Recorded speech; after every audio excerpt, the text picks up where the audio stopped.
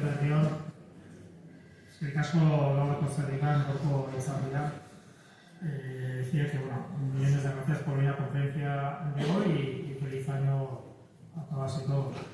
Bueno, la verdad es que está siendo creo que Carlos está de acuerdo conmigo, supongo, que es un comienzo de año un poco extraño, un poco raro, un poco fuera de lugar en todos los aspectos. Me estoy refiriendo al tema que está pasando por Venezuela, que no solamente Venezuela, otros lugares del mundo, pero y además vine al hilo de la conferencia de hoy, que nos va a hablar Carlos del tema del exilio, las guerras y todas estas cuestiones. Y bueno, sí, aunque luego tendremos quizá oportunidad al hilo de estas cuestiones también comentarlas, pero bueno, por lo menos sí quería mencionar un poco la finalidad de estos días de comienzo de año. Sobre Carlos, tampoco no quiero extenderme, ni mucho menos simplemente comentar que es doctor en Historia Contemporánea, profesor, bueno, en fin, muchísimas cosas, sobre todo también el presidente de nuestra asociación de amigos del Museo San Telmo y, como no, gran amigo y luchador en estas cuestiones de historia y estas pasiones que a ambos nos gustan. Sobre la conferencia de hoy, que tiene como título Maite Medina y otros exilios republicanos a 90 años de la Guerra Civil, nos va a comentar sobre una pieza de la exposición permanente de una niña que se exilia, un poco las vivencias de ese mundo, sobre todo también esa dimensión homicida de esa ciudadanía normal durante la Guerra Civil también, o sea, guerra civil más bien. Y luego también sobre también cuestiones, estoy con el pie, si no lo bien de cerca, eso es el problema. Esto va de maravillas. Y sobre todo en torno a ese segmento de población, a los más vulnerables, como en todas las guerras civiles, lo que es la población civil, y sobre todo pues los niños, es decir, los más vulnerables, en este caso las guerras civiles, como así. Carlos entonces nos va a comentar, va a perfilar su conferencia sobre ese tema y luego, como siempre, tenemos opción a serie de preguntas e inquietudes que queramos trasladarles al final de la conferencia. Espero que sea de tipo cerrado y sin más le doy la palabra a Carlos para que nos pueda exponer su conferencia. Sin más, muchísimas gracias y eskerrik asko. Bueno, pues eskerrik asko zuri, Iñaki. Gracias por la presentación de nuestro secretario, que se ha venido aquí en este punto intermedio de Canarreyes. Como siempre ya es tradición, pues yo, por no dar molestias a otros conferenciantes o conferenciantes, que diría una ministra o exministra, pues me he venido yo a la conferencia. Iñaki ya ha comentado pues, que bueno, es un comienzo de año en el cual pues, ni tregua navideña siquiera, ¿no? Ya lo hemos visto ayer con la invasión norteamericana de Venezuela, que se veía venir, evidentemente, un punto caliente, como suelen decir los politólogos y geoestrategos, y bueno, pues ahí estaba, evidentemente, como me señaló algún otro colega historiador, siempre estás hablando de guerras, y digo, sí, pero es que, claro, el 90% de la historia humana de momento va por guerras, ¿no? Bueno, ya que ya se ha puesto un poco en situación de lo que se va a hablar hoy. Efectivamente, partimos, como siempre, de una pieza del museo, que es esta que tenéis ahí, está en la exposición permanente, y en este caso pues, son tres niñas, una de ellas Maite Medina Arnedo, que bueno, pues, sufrió el exilio durante la Guerra Civil. Ella vivía aquí en Donostia, en San Sebastián, y a raíz de lo que ocurre el 18 de julio del 36, pues debe de exiliarse. Bueno, voy a contar un poco lo que es su peripecia, pero también voy a contar lo que es la peripecia de otros que se tuvieron que exiliar, tanto de guipuzcoanos, vascos como de otras regiones, y bueno, pues entraron de hocicos, como se suele decir, en la Segunda Guerra Mundial. La Segunda Guerra Mundial para ellos fue la continuación de la Guerra Civil por otros medios, digamos así. He traído lo que yo suelo llamar infraestructuras culturales, otros lo llaman juguetes para niños que no han crecido. Son varios dioramas, tres en concreto, de escala 1.32 y 1.35, en los cuales, pues de manera tridimensional, luego mirar, pero no tocar, porque son muy delicados, no son juguetes, por más que diga alguna vinagrado que lo son, cuesta muchísimo montarlos. Yo siempre le comento a nuestra tesorera, a Julia, digo, no entiendo cómo hay gente que dice que esto es mi hobby. Digo, pues serás masoquista, porque desde luego es un trabajo ímprobo montar estas cosas, ¿no? Pero bueno, todo sea pues porque quede más claro qué fue aquello de ese otro exilio, que no era exilio de niños, sino de adultos combatientes, ¿eh? Ahí tenéis pues una serie de figuras que representan a soldados republicanos integrados en las fuerzas francesas de la Francia Libre, Compañía 9. Tenéis comandos, es curioso, pero eso se ha conocido recientemente. Hubo gente que estuvo integrada de aquí, uno concretamente de Sestao, Robert Bruce, era su nombre de guerra, y este hombre era de Sestao y se integró en un cuerpo de élite del ejército británico durante la Segunda Guerra Mundial, en operaciones de comandos. Y luego hay otro grupo un poco más discreto, pero con un papel importante también en las fuerzas británicas de la Segunda Guerra Mundial, la Spanish Company No. 1. De todos estos temas voy a hablar. Hablaré primero, efectivamente, del exilio de los niños, de los no combatientes que sufren eso pues, en medio del desconcierto, no saben exactamente qué está pasando, y luego de estos adultos conscientes que sí, que continuaron la guerra, que ellos veían contra un enemigo común. Para ellos Mussolini era el enemigo, era el que había bombardeado Guernica junto con la Legión Cóndor, y bueno, ya finalmente cuando se deciden británicos y franceses a entrar en guerra, que habían dejado a España, ya veremos, abandonada a su suerte por distintas razones, pues ellos se integran en esas fuerzas, ¿no? Luego, como los polacos y otra gente, pues se vieron bastante defraudados, ¿no? En la geopolítica de 1945, pues se decidió que mejor no menear ciertas cosas y así quedó el tema, a pesar de que ellos habían luchado de manera muy brava en esas unidades francesas y británicas. Y en las norteamericanas también hubo exiliados, o más que exiliados, gente de segunda generación, ¿no? Todavía está por escribir un poco el estudio de los que se fueron sus padres en el siglo XIX, a principios del siglo XX a Norteamérica, y luego cuando llegó la movilización, a partir de 1941, pues estuvieron integrados en las fuerzas norteamericanas, como soldados norteamericanos, no en compañías especiales como estos otros. Bueno, sin más dilación, pues empiezo. Este año habrá varias conferencias dedicadas al tema de la guerra civil. Supongo que habrá otras efemérides, habrá otras exposiciones. Todavía dentro del museo no sé cómo se ha planteado esto, pero bueno, de acuerdo con la dirección del museo, como siempre, pues se comentó, haremos varias de estas 14 conferencias dedicadas al tema de la guerra civil en relación a determinados elementos que tenéis en la exposición permanente. Y si hubiese una exposición no permanente, pues también integraríamos en las conferencias. De momento, esta iba de oficio, por así decirlo, ¿no? Bueno, se cumple ahora, en julio de 2026, en este año recién inaugurado, se cumple 90 años de la Guerra Civil, ¿no? Va a ser, me temo que va a ser un momento, esto lo comentan ya algunos periódicos, que por ejemplo, Voz Populi, leí ayer que efemérides va a haber en el año 2026, algunas muy curiosas. Por ejemplo, se cumplen 25 años de la aparición de la famosa Wikipedia y del iPod. También hay otro relacionado con el nacimiento de Marilyn Monroe, que por cierto, curioso, ya que estamos en un museo dedicado en gran parte al arte, el mismo año que muere Gaudí, en 1926, nace Marilyn Monroe. Ya veis la historia, qué bromas gasta, ¿no? Bueno, y se hablaba, por ejemplo, en este artículo de Voz Populi, del tema de que efectivamente al llegar el 90 aniversario de la Guerra Civil Española, pues se iba a reabrir la herida, iba a haber, en fin, cuestiones bastante agrias, ¿no? Ya veis el cartel, o los dos carteles puestos uno junto a otro, pues está por un lado el de los milicianos con la consigna de no pasarán, y por otro lado el de los que se afilian, digamos, al franquismo, a esa España nacional, pues que estaba alineada a su vez pues, con las dictaduras tipo la del Tercer Reich o la de la Italia fascista de Mussolini.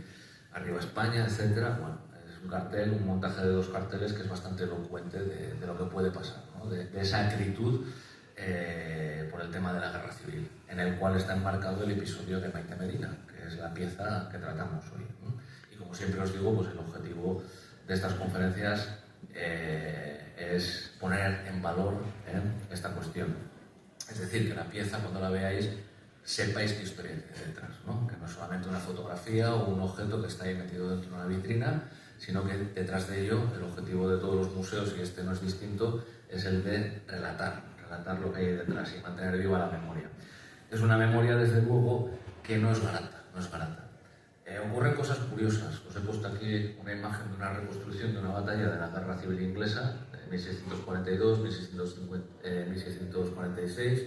En realidad son 3, empiezan en el 42 aproximadamente y terminan para el 52, bueno, devastan Inglaterra, etcétera, etcétera.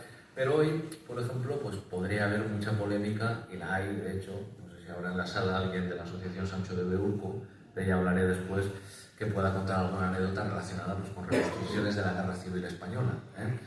Ahí enseguida surgen los resquemores, surgen los recuerdos, de generación en generación se ha ido pasando, porque ya quedan realmente muy pocas personas que vivieron la Guerra Civil.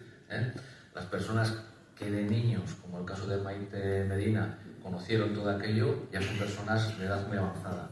Y los que estaban en condiciones de combatir ya han ido desapareciendo pues, en los últimos 20 años, ¿no? por el mismo hecho físico. En Inglaterra, evidentemente, una reconstrucción de lo que fue las guerras civiles inglesas, pues no suele despertar, en fin, gente con pancartas y diciendo estos son unos tablos, son unos cual, etc.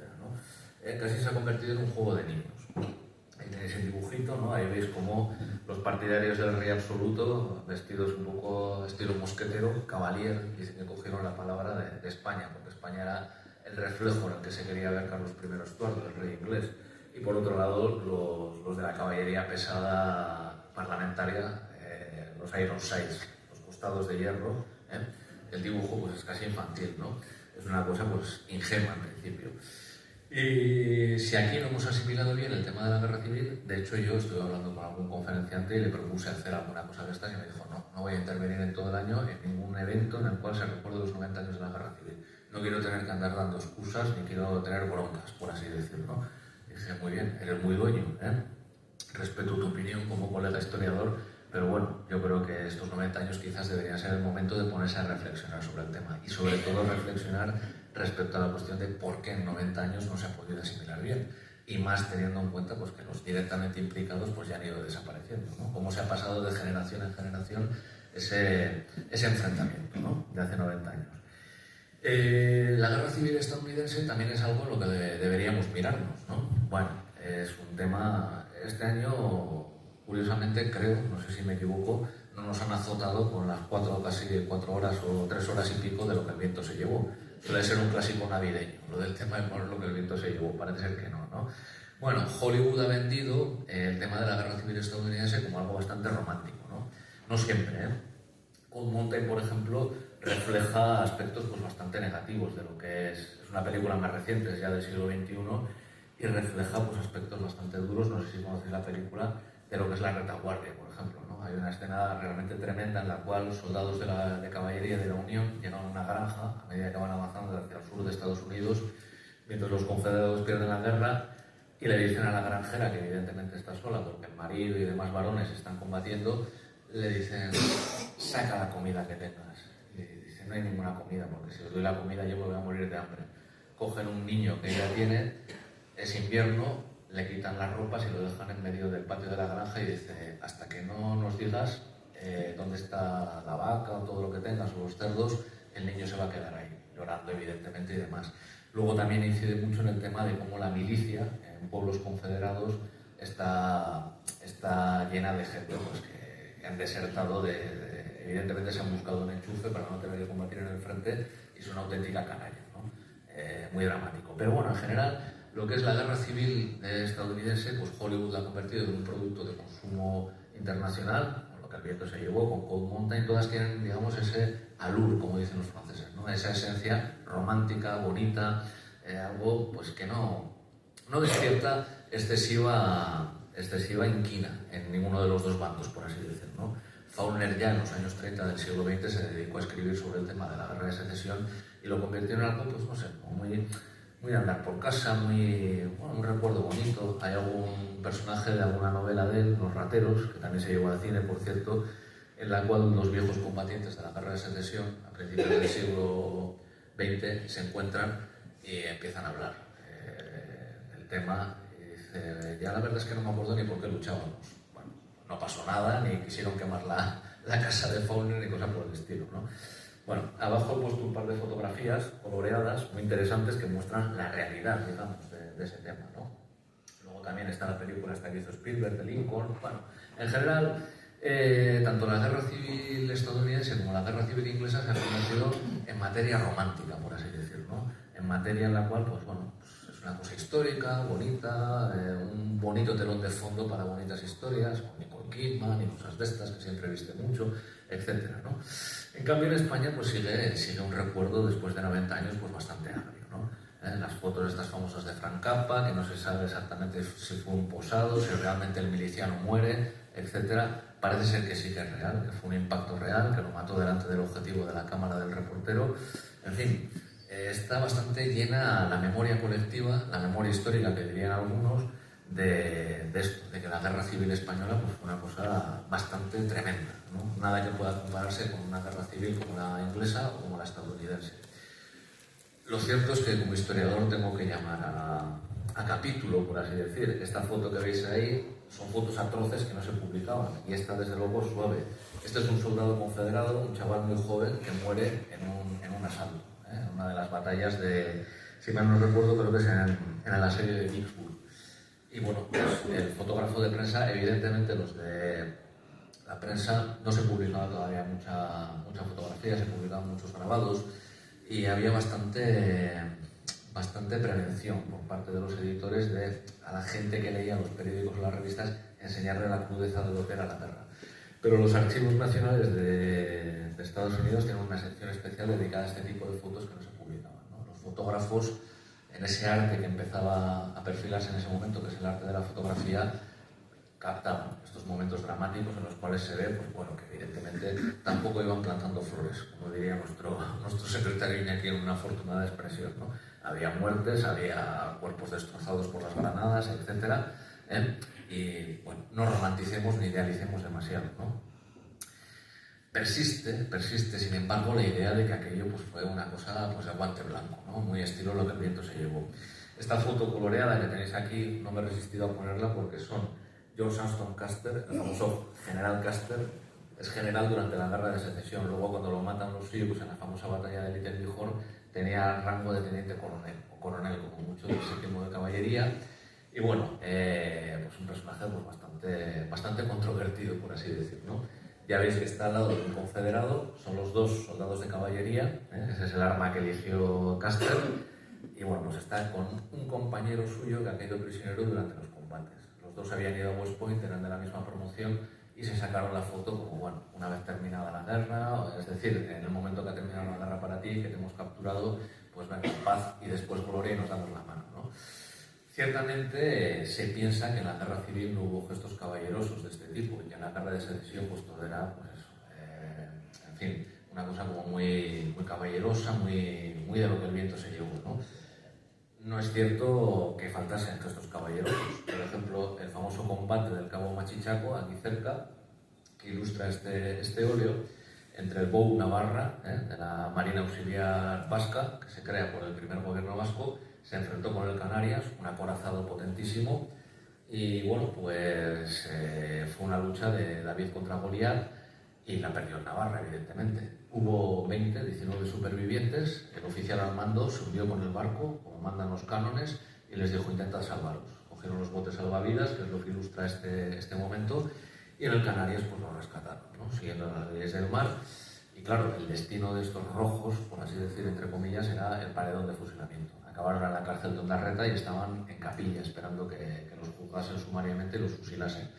Entonces, dos de los comandantes, el de tiro y el comandante al mando del Canarias, incluso se entrevistaron con Franco y le dijeron, pero por favor, ¿cómo vamos a matar a estos hombres? Han sido unos auténticos héroes, se han enfrentado con nosotros durante horas en inferioridad de condiciones, y al final Franco, pues con estas cosas que tenía el hombre, con esa personalidad tan suya, tan peculiar y tan estudiada por tantos historiadores, parece ser que le dijo a los oficiales del Canarias, o al oficial del Canarias que había ido a entrevistarse con él, dijo, muy bien, vale, déjelo. Dice, sáquelos de la cárcel y los invita a chipirones, pero paga usted la factura. Hubo rasgos de este tipo en la guerra civil, pero fueron raros, ¿no? En cualquier caso, hay que tener en cuenta que lo que es el tema de los niños, el de la foto, que es la pieza central de esta exposición, de esta conferencia, pues tanto en la guerra civil estadounidense como en la guerra civil inglesa, esto estaba ahí, digamos, ¿no? Presente. He puesto un cuadro tanto romántico de un autor británico que se titula ¿Dónde viste a tu padre por última vez?, ¿no? en realidad lo que he cogido ha sido un episodio muy posterior, es el de la elaboración de este cuadro, es del año 1878, pero refleja muy bien lo que fue la guerra civil inglesa también, ¿no? El niño, que es hijo de un partidario del rey absoluto de Carlos Estuardo, está siendo interrogado por los puritanos, ¿no? Han tomado el control de su mansión, el padre ha huido evidentemente para evitar represalias, y el niño y la niña, la hermanita está llorando, la madre está allá al fondo horrorizada pensando qué es lo que va a ocurrir, y los del ejército parlamentario pues han instalado, en fin, cómodamente, como se ve por el oficial de caballería que está ahí atrás, está en una posición pues, bastante mal educada el hombre, bastante tosca, y le están preguntando al niño, le están interrogando para saber dónde se ha ocultado su padre, ¿no? Estas cosas ocurrieron en la guerra civil estadounidense, como os he comentado, incluso se reflejan en el cine, en películas como Cold Mountain, y en la guerra civil inglesa pues ha quedado un poco olvidado. Está muy atrás en el tiempo ya, estamos hablando de más de 150 años, estamos hablando de 3 siglos prácticamente, y entonces es más fácil asimilar, ¿no? Quizás, no sé, igual con unos cuantos años más ocurra lo mismo con la guerra civil española, pero a 90 años yo lo dudo, ¿no? Bueno, en cualquier caso ocurrieron cosas. Lo de Maite Medina, que ocurre en el año 36 aquí, pues tiene su correlato tanto en guerras civiles como la estadounidense como las inglesas, ¿no? Bien, esta es Maite Medina. Tenéis la documentación también, por si os interesa. Ella, en un relato oral, contaba lo que le ocurre. En gran parte me he basado en su vivencia, en la que cuenta en la documentación del museo. Cuando se entregó la foto como pieza para el museo, pues contaba lo que le ocurre, ¿no? Es ya una señora mayor, como veis. Y bueno, pues cuenta esa foto, qué significaba, qué es lo que supuso para ella la guerra civil, qué es lo que supuso el tener que ser evacuada, el tener que ser llevada a otro país, etcétera, ¿no? Bueno, este es el primer exilio republicano, el de los niños que son evacuados de estas provincias, ¿no? De San Sebastián, de Bilbao, etcétera, ¿no? Bueno, San Sebastián cae muy pronto, las fuerzas republicanas la dan como ciudad abierta, entran los llamados nacionales y bueno, pues los partidarios de ese bando se manifiestan. Ahí tenéis otra foto que también es de Donosti, no he identificado exactamente dónde es posible que el edificio haya desaparecido, no traigo yo a dónde es, y está la sección femenina de Falange. Y otras niñas, como veis, vestidas con el uniforme de la sección femenina, que, pues ya veis, en las guerras civiles parece una verdad de perogrullo, pero unos viven las cosas de una manera y otros de otras, ¿no? Estas niñas tuvieron una vivencia muy distinta a la que fue la vivencia de Maite Medina, ¿no? Conviene tenerlo presente también, ¿no? La familia, como cuenta ella en ese documento oral que da al museo cuando se accede la fotografía para la exposición permanente, dice que, bueno, pues que se tuvo que ir de San Sebastián porque era gente comprometida con la República, la madre sobre todo. Ella dice que acaba la madre en la cárcel de Ondarreta, así se la encuentra cuando vuelve ella del exilio en Inglaterra, y dice, porque parece que hablaba demasiado alto con respecto a los temas de la República. Y claro, que ya pues, había sido significarse y acaba en la cárcel la madre, ¿no? Los varones de la familia pues tienen un destino un poco más duro, por así decirlo, ¿no? Bien, esa es la situación que ella vive. Es una niña de 7 años en ese momento. Ella no sabe exactamente qué es lo que le está ocurriendo, como no lo sabe cualquier niño o niña de 7 años, ¿no? Es una guerra a escala industrial. Ahí tenéis los bombarderos italianos. Se habla mucho de la Legión Cóndor, pero también estuvieron presentes en bombardeos a población civil, en Guernica, en Vizcaya, los Saboya italianos, los bombarderos, los más modernos que había en ese momento. Y bueno, pues arrasan con Guernica. Ahí tenéis la foto de cómo quedó Guernica, ¿no? Episodio muy controvertido en el que se ha dicho, se ha vuelto a decir, es alarmante realmente, ¿no? Yo he visto cosas que circulan por internet diciendo que, bueno, empecemos a hablar, ¿no? Porque ellos hicieron esto, ellos hicieron lo otro, porque en Andalucía la aviación republicana arrasó con poblaciones civiles, que a diferencia de Guernica no eran objetivos militares. Se ha discutido mucho si era un objetivo militar o no era un objetivo militar, se atacó en Día de Mercado. Por eso digo que, claro, vamos a conmemorar en algunas conferencias lo del tema de los 90 años de la guerra civil, pero ya venimos prevenidos porque hay un resurgir, ¿no? de este resquemor y tú más, tú hiciste esto, tú hiciste lo otro, en fin. Como historiadores, pues al fin y al cabo lo que tenemos que hacer es ilustrar sobre las piezas que tenemos aquí y dar una visión pues, ponderada, por así decir, independientemente de nuestras simpatías. Que ya, claro, las mías están con la República, pero bueno, eso no quita para que evidentemente no me haga eco pues, de lo que ocurrió realmente, ¿no? Ojalá esta visión se vaya extendiendo y se cambie, porque hay gente que realmente yo les abofetearía la cara cuando empiezan a decir que los de la aviación roja, además siempre utilizan este lenguaje cargado ideológicamente, atacaron poblaciones civiles. Vale, de acuerdo, nadie lo va a discutir, hay investigaciones muy buenas, algunas de historiadores extranjeros o que se han criado en el extranjero, como Julius Ruiz, que es de segunda generación de españoles en Inglaterra, en Gran Bretaña, o como Gabriela Gonzalo, ¿no? Y sin embargo, pues a mí como historiador que vive aquí y que trabaja aquí, pues me preocupa, ¿no? Que eso sí se haya asimilado fuera de aquí y que aquí todavía pues estemos así, y tú más, ¿no? Bueno, el caso es que Maite Medina de esto pues no capta nada, ¿no? Lo único que sabe es que es una guerra a escala industrial que desata el horror sobre poblaciones civiles, sobre bombardeos. Recordad que aquí a las 12 del mediodía sigue sonando la alarma que se instaló para avisar de bombardeos. Se bombardeó desde el mar con acorazados como el Canarias, en fin. Esto para una niña de 7 años, pues imaginando eso, ¿no? Y la fotografía es muy elocuente en ese aspecto, ilustra bastante bien. Su caso, de todas maneras, tampoco es excepcional, ¿eh? De hace 2 años dimos una conferencia aquí centrada en la figura del general Arzadún, un general muy peculiar, de estirpe liberal, que no se exilia. Creo que Iñaki ya comentó el tema de que era caballero del Imperio Británico en una de estas conferencias, que eso en cierto modo le protegió de las represalias, pero es un hombre que no se significa para nada, con ninguno de los dos bandos en realidad, ¿eh? Bueno, hubo evacuaciones desde Burgos, por ejemplo el 20 de marzo de 1937 en Bermeo aparecen 2 destructores británicos, el HMS Blanche y el HMS Campbell, y niños que han sido traídos desde Burgos para ser evacuados son evacuados en Inglaterra. Y bueno, pues también chavales de Guipúzcoa, de Vizcaya, son metidos en estos barcos británicos y son evacuados, ¿no? Misión humanitaria, por así decir. En ese marco se desarrolla lo que es la evacuación de Maite Medina, ¿no? En esas condiciones terroríficas. Ella salió de Bilbao porque es allí donde se han refugiado, como muchos otros republicanos, los padres de Maite Medina, y la evacúan, según cuenta en este documento oral que transmitió al museo, en El Habana, en un vapor comercial. Estará en funcionamiento entre 1916 y 1978, y una de las misiones es la de sacar un montón de niños que tenían que ser evacuados desde Bilbao, pues para que la guerra no les alcanzase. Ella estará en Inglaterra durante 10 meses. Estamos hablando del año 37-38, prácticamente hasta que termina la guerra civil, y entonces regresa y se encontramos con un panorama desolador para una cría de 7 o 8 años, ¿no? Afortunadamente para ella no tendrá que vivir la derivada de la Guerra Civil Española, que es la Segunda Guerra Mundial. Todo esto sonará de películas que incluso se rodaron en parte en Donosti, como es el caso de la Batalla de Inglaterra. Os he puesto una fotografía de la Catedral de Coventry. Se perdió un auténtico tesoro artístico de época gótica allí, pues sencillamente porque los alemanes, cuando empezaron a llegar los bombardeos aliados, británicos en este caso, todavía no se había desarrollado la guerra hasta el punto de conjuntar las fuerzas norteamericanas con las británicas, pero bueno, bombardearon. Eso se ve de hecho en la batalla de Inglaterra, precisamente en una escena que se rueda aquí en Donosti, en la que un oficial alemán a otro le dice: he oído que Lenin ha dicho que se iba a hacer judío si los británicos llegan a bombardear Berlín en represalia por los bombardeos del Blitz de Londres.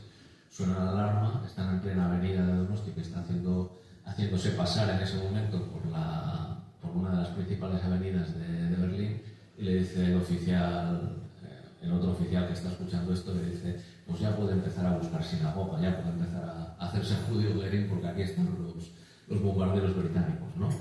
La represalia, pues en ciudades como Coventry, de hecho, Coventry en Inglaterra da nombre a un verbo, se convirtió en verbo, coventrizar, es decir, cuando se arrasa algo, como ha podido ser Gaza, por ejemplo, en estos últimos meses que lo hemos visto, se coventriza, porque Coventry queda completamente arrasado. Si sobre Londres cae, como se ve en la foto coloreada, el Blitz, es bombardeado de continuo, como se ve en la película en esta de la batalla de Inglaterra, Coventry quedó completamente arrasado. Se lo cargaron todo, incluido todos los tesoros que tenía artísticos la catedral de Coventry, ¿no? Coventrizar.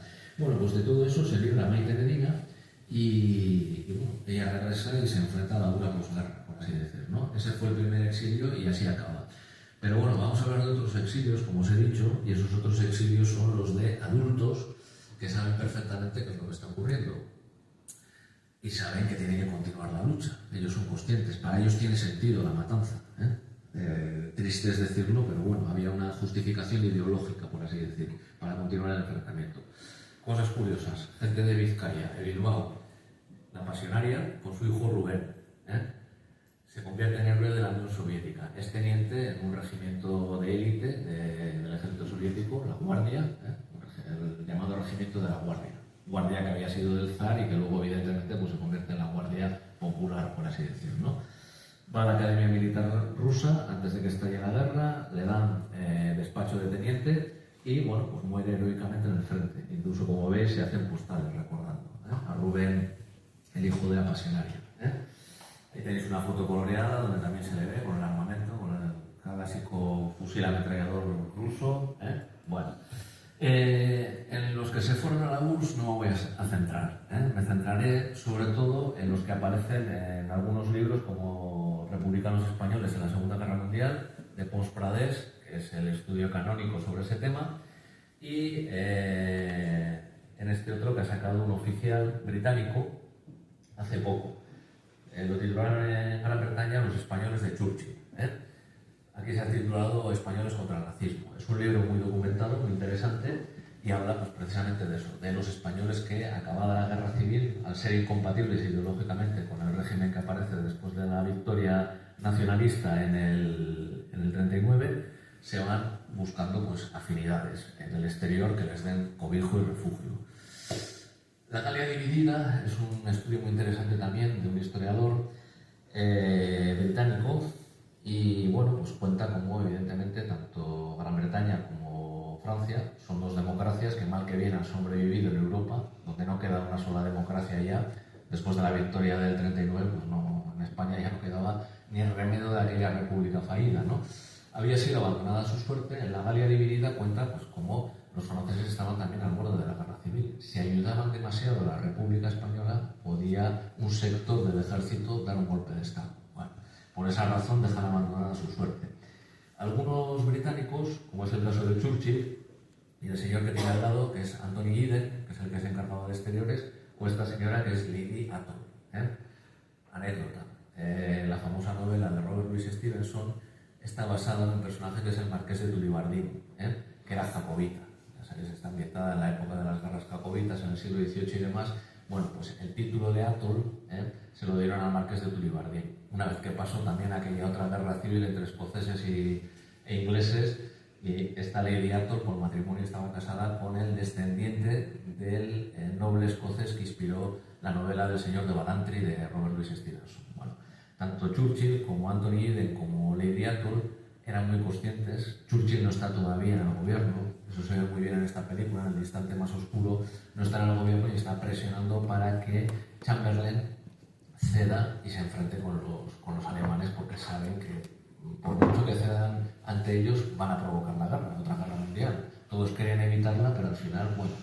Sin embargo, bueno, los británicos como los franceses también, no, por una razón o por otra, abandonan a la República Española a los extremismos del fascismo y del comunismo estalinista, que también hizo de las suyas en la retaguardia republicana. El caso de Aragón, por ejemplo, la desaparición de Amperunín, el tema del camarada Orlov, que arrasó con todo, Orlov, en fin, personaje bastante curioso, que al final tuvo que exiliarse él también, ¿no? Bueno, el caso es que estos otros adultos, este otro exilio republicano, sale de España en el 38, en el 39, cuando ya está perdida la guerra, y allí pues buscan cobijo en esas democracias, en Francia primero y después en Gran Bretaña. En Francia los tratan como apestados, ya sabéis, el tema de los campos de concentración de Gurs, etcétera, etcétera, ¿no? Se les ofrece una salida a medida que avanza el año 39, a medida que ya se ve que va a llegar la guerra, se les ofrece ingresar en el recurso para desesperados. En este caso, la Legión Extranjera, las compañías de trabajadores, y muchos de ellos acaban como combatientes en la Legión Extranjera. Primero se les tiene la categoría de lo que solían ser normalmente los legionarios, ¿no? Gente con un expediente bastante oscuro, bajo nombre supuesto, etcétera, etcétera, ¿no? Pero pronto, a medida que avanza la guerra, entre abril y junio de 1940, por ejemplo, se tiene que reconquistar Narvik.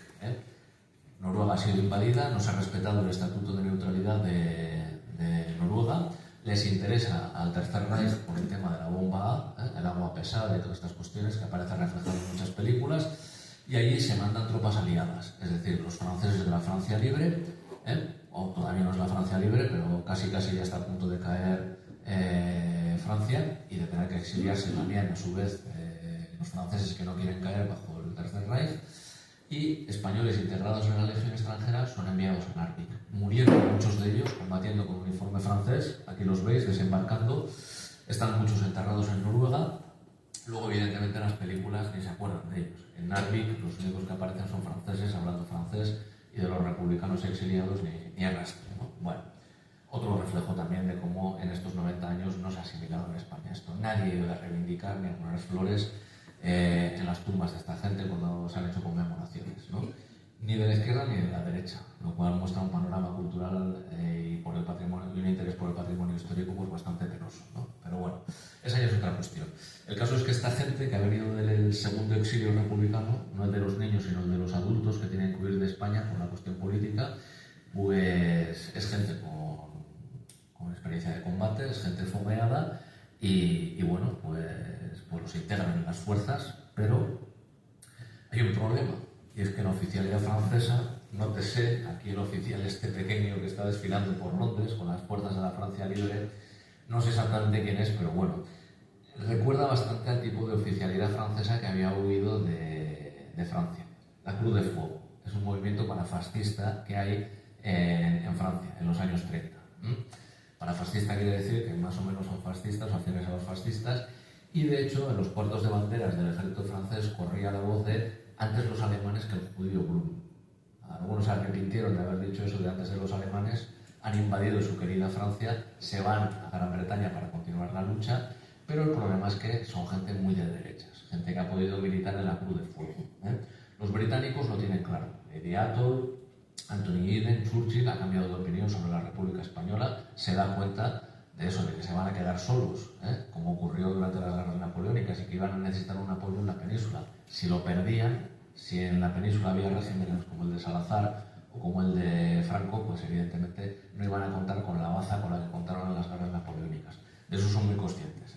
De hecho, se escribió algún libro, aquí en el Fondo Michelena está ese libro anotado por un piloto de la RAF, pues que era también un hombre que luchó contra el Tercer Reich, pero de ideas bastante parafascistas, vamos a decir, ¿no? De hecho, se vino a la España de Franco después de terminar la guerra civil diciendo esto de la Inglaterra de Churchill es asqueroso, esto vamos a acabar siendo comunistas. Y dijo, el único sitio de Europa donde me puedo ir a vivir tranquilo es a la España de Franco. Y se vino a la España de Franco y en los años 80 murió este hombre. Y la biblioteca, parece ser que al final los herederos pues, mandaron parte al Fondo Michelena. Y ahí está el libro anotado con Bolivic, sobre ese libro que aconsejaba a los mandatarios británicos que, ojo, no abandonasen a la República porque le iban a necesitar. Era mejor que hubiese una República, mal que bien, en España que un régimen como el de Franco. Bueno, cosas curiosas, ¿no?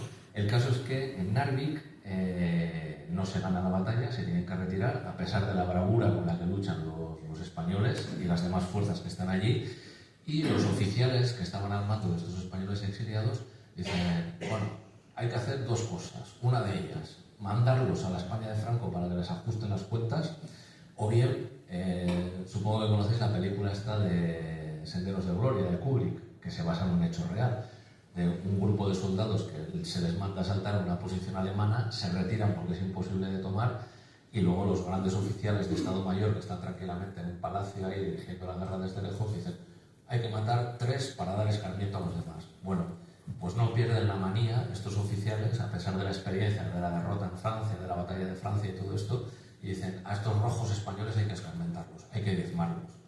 Los británicos, con su flema habitual, aparecen ahí y dicen, hombre, no, ¿qué culpa tiene esta gente? Si ha venido aquí a luchar con nosotros, ha dado el callo, por así decir, y encima los vamos a fusilar, los vamos a mandar a la España de Franco, ¿estamos locos o qué? Y entonces les dicen, bueno, ustedes sálganse de la Legión extranjera y se vienen a luchar en nuestras unidades. Y eso es de lo que vamos a hablar, de cómo se integran en unidades británicas, sobre todo. En Españoles contra el Nazismo, son F. Scallion, pues nos cuenta todo esto. Nos cuenta también, ahí tenéis un grupo de reconstrucción histórica, creo que son los de Sancho de Beurco, espero no equivocarme, iban vestidos con los uniformes que llevaban los de la segunda división blindada de la Francia Libre, dirigida por Leclerc. Y están en una conmemoración en París, en agosto, de estas que se hacen pues, para recordar el tema de la liberación de París, en la cual tuvieron un papel importantísimo estos españoles de la compañía número 9, ¿no? Van vestidos con el uniforme americano. Bueno, como os digo en los dioramas, lo podéis ver un poquito, pero no tocar, por favor, que me da un ataque, con lo que cuesta montar todo esto. Iban vestidos con el uniforme norteamericano. Una anécdota chauvinista francesa es que, evidentemente, la Francia Libre se ha quedado sin arsenales, sin repuestos y sin nada, y tienen que ser equipados por los británicos y por los norteamericanos, cuando finalmente entran en guerra en Europa. Y parece ser, se cuenta, si no nevero, evento trovato, como dicen los italianos, si no es verdad, está bien inventado o bien pensado, y parece ser que el soldado francés, vestido con un uniforme de estos, que es norteamericano, que era el que llevaban también los republicanos españoles integrados en la 9, en la división de Leclerc, y le dice: oye, ¿cómo es que los norteamericanos no tenéis un uniforme distinto al francés? A ver, ¿cómo es esto? Este uniforme tiene que ser francés, un chauvinismo. Bueno, el caso es que bueno, el gobierno de Gaulle evidentemente pone orden y dice: señores, en fin, el comunismo no nos cae bien, pero no fastidien, aquí estamos luchando contra eso, y esta gente que viene de España, pues aunque no nos guste, pues está luchando en el mismo bando que nosotros, ¿no? De hecho, De Gaulle le solía decir a Leclerc sabía llevar con muy buena mano a los españoles, hay muchas anécdotas también con esto, pues, por ejemplo, en el jeep de mando que llevaban los de la división, los de la compañía 9, tenían puesto como mote del jeep mort o con, muerte a los gilipollas, o muerte, algo así se puede traducir, con gilipollez, en fin, una cosa así, ¿no? Y parece ser que De Gaulle, cuando lo vio, le dijo a Leclerc, dice: pero bueno, sus anarquistas quieren matar a todo el mundo. En fin, otros dicen que dijo, cuando vio la descripción, dijo: joder, vasto programa, ¿no? En el sentido de la expresión francesa que dice, pues, si hay que matar a todos los gilipollas, empezamos y no acabamos, ¿no? En ese aspecto De Gaulle fue muy modesto, como diciendo, a veces los gilipollas somos nosotros. Bueno, en fin, al final se integran bien, digamos, en las fuerzas de la 9, muchos se quedaron en Francia después de la guerra, los que sobrevivieron toman el nido del águila, el chalet de Hitler. Esto tampoco aparece en las películas, y cuando aparece, por ejemplo, en Hermanos de Sangre de Spielberg, dicen los norteamericanos cuando llegan allí al nido del águila: son los franceses que se van. Los franceses son los españoles que estaban dando el callo, luchando contra las SS, contra los últimos fanáticos que defendían a Hitler. Pero bueno, otra vez es lo que ocurre, pasan 90 años y seguimos sin poner orden en nuestra casa. Bueno, británicos. Normalmente relacionamos con películas como Taxi para Tobruk, El Alamein, muchísimas de estas que nos echan en la sobremesa, pues el tema de que, bueno, los británicos, ¿quiénes son? Los británicos que están luchando con Montgomery en el norte de África, etc. Sí, como se ve en la foto. Pero luego hay otras fotos, como esta que tenéis aquí. Estos dos no son soldados británicos, el que está más para aquí es Fernando Esteve, es cabo, está con un compañero. Y este combatió en el 50 Comando Británico de Oriente Medio, es decir, podría ser perfectamente uno de estos soldados que veis aquí, que está tomando un tanque alemán del Afrika Korps, en Oriente Medio, y en la defensa de Creta, que es otro de los episodios gordos de la Segunda Guerra Mundial. De ahí pasó al King's Royal Regiment y luchó en Italia, Normandía y Alemania. O sea, que es un personaje de película, por así decir, y es un republicano que está exiliado, y se integra a las fuerzas británicas. Hay un libro muy interesante, lo tenéis aquí en el Codo Michelena si os interesa. Han hecho un trabajo de reconstrucción interesantísimo y se titula Combatientes vascos en la Segunda Guerra Mundial, el Fighting Basque Project, y habla de todas estas cuestiones, de los que están en la legión extranjera, de los que se integran en cuerpos británicos, etc. Se integran en cuerpos como el SAS, por ejemplo. También tenéis ahí una de las maquetas, los veis, eran paracaidistas, eran cuerpos especiales, y bueno, hay algún personaje como Justo Valerdi, que tiene como nombre de guerra Robert Bruce, el famoso personaje este de la independencia escocesa, ¿no?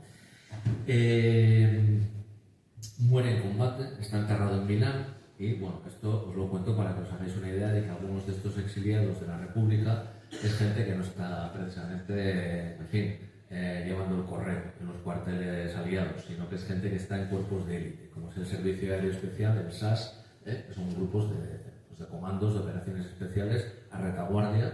Son paracaidistas, ya veis la insignia azul y blanca que llevan en el... Esto de las insignias no sé.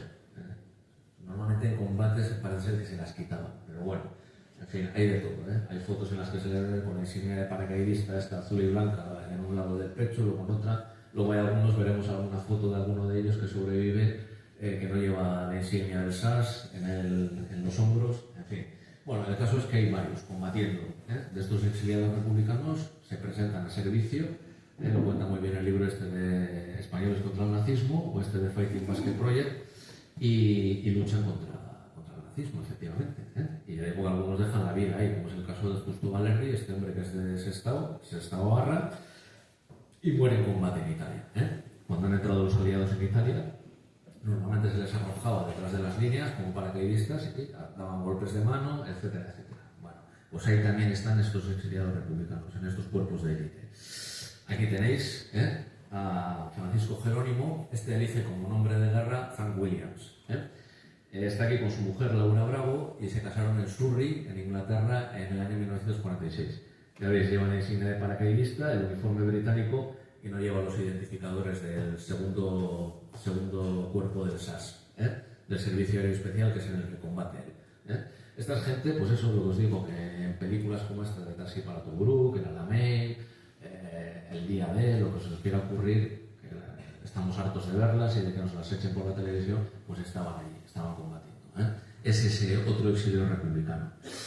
Bueno, luego hay otras compañías un poco más discretas. También os he traído un diorama. Estos combaten también con uniforme británico y son integrados. Esto es la gente que querían fusilar o mandar a la España de Franco después de lo de Narvik, y a la que los británicos le dijeron: bueno, pues véngase con nosotros y hacemos una compañía, solo una compañía de españoles, que es la Spanish Company No. 1. Es una compañía que estaba dedicada al tema de ingeniería, que no luce tanto en las películas de guerra, no pegan tantos tiros y demás, a pesar de que iban armados. Participan en desfiles de la victoria, incluso vestidos con un uniforme y demás, pero sobre todo se dedicaban al tema de desbrozar terreno, desminar, etcétera, etcétera. También se les encarga en los territorios liberados vigilar prisioneros, es decir, que son una fuerza armada, tienen que vigilar prisioneros mientras las fuerzas de choque están avanzando hacia Alemania. Son F. Scallion, me puse en contacto con él para hablar de este tema, pues mira, vamos a hacer un homenaje, etcétera, esto, lo otro. También haremos algunos dioramas. De hecho, parte de los dioramas son mitad y mitad. La otra mitad se la he regalado yo a la sala histórica, que lleva Miguel Ángel Domínguez, que ya sabéis que ha venido como responsable a hablarnos, y vendrá este año también a hablarnos del tema de la guerra civil y del cuartel de Loyola, y etcétera, ¿no?